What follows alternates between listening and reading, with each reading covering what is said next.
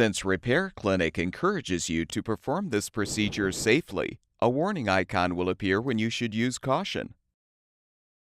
Before you install an anti-tip bracket for your double oven gas range, make sure the power cord is unplugged and the range has been moved out of the way. Be aware you may need to shut off the gas supply as well, and disconnect the gas supply line if there is not enough slack in the gas line to move the appliance. We recommend placing the range on a piece of cardboard so the appliance can be easily moved. The anti-tip bracket can be mounted to the wall or the floor. Determine where the left or right edge of the range will be positioned in the cabinet opening and mark it. Position the bracket so the left or right edge is exactly 15/16 of an inch from the marked edge of the range. Mark the appropriate bracket holes for floor or wall mounting. Using a 1/8 inch diameter drill bit, drill the holes where marked.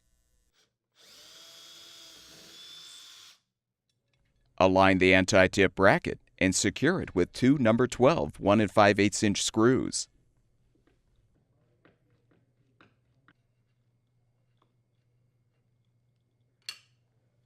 Gently move the range close to its final location, then remove the cardboard from underneath the appliance.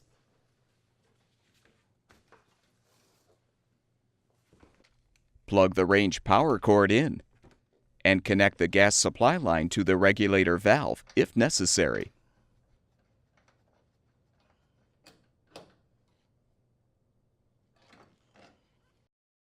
Now gently push the range into its final location, making sure the rear leg slides into the anti-tip bracket.